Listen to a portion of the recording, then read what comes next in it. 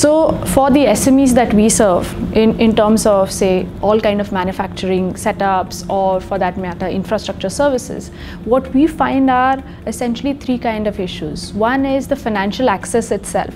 So when I say financial access, what it means is that SMEs can definitely get loan to actually start up their business, but in terms of running their business, ongoing raw material requirement, etc., that's very underpenetrated. So only 25% of the requirement of what they really need is met by banks, and that's completely underserved, and hence they have to look for alternate sources like the dealers, distributors, or informal channels, which are somewhere around 2% per month. So financial access is one key issue.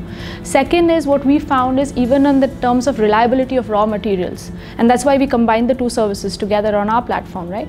Reliability of raw materials, if you're corporate, mid-corporate, it's easier for you to say, okay, I need the material at this time and in time, in full. But for an SME, the prices are not the best, the delivery timelines is not the best. So when we talk about industries as auto, or for that matter capital goods, they would have huge requirements of steel or polymer, and those raw materials never reach them on time. So that's the second issue that we actually observed on the SME side. So underserved on financial side, completely neglected when in terms of delivery and service to them.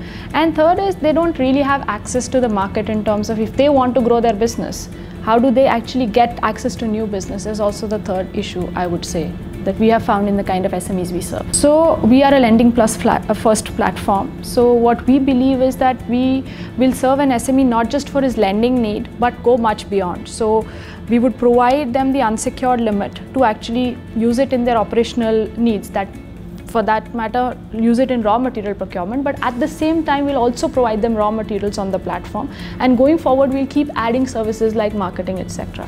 So when SME thinks about off business, they'll think that all their needs can be met by off business, and off business is a lender definitely, but they will give me much more beyond the lending, and I'll get added to that network, which will provide me a lot of other benefits as well. As a lender, I think the big thing that we see is that though you can get data on the SMEs regarding past financials, like in terms of the financial balance sheets or income statements, you can get their banking history, but getting much more information about the SME, which can help you predict what his future cash flows are going to be, is something that's not very easily available. So for example, an SME may be serving 3 or 4 anchors, and how well that SME is doing is completely dependent on how the anchor would be doing. So for us, it's important to actually collect that kind of information on the ground. That data does not exist. So hence we have to invest a lot of time in getting that kind of information for the SMEs.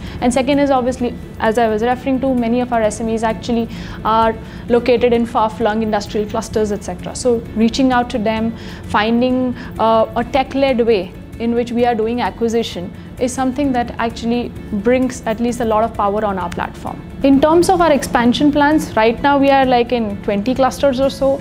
As per government classification of industrial clusters, because that's our target segments in SME, there are around 550 industrial clusters.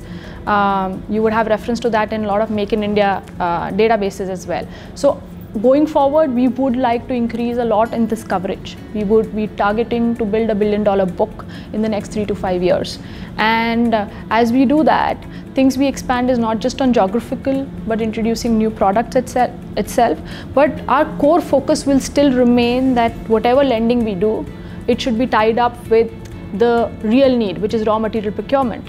And that end-use guarantee is something which we'll always keep as a theme as we go forward as well.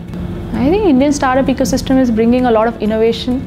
The incumbents are now thinking about, because I can speak about the financial services space, banks, NBFCs are now thinking about what new they can do, how they can partner with startups to actually build a much more defensible position. So I think startups have brought in a lot of innovation in the industry, just a different way of thinking about things.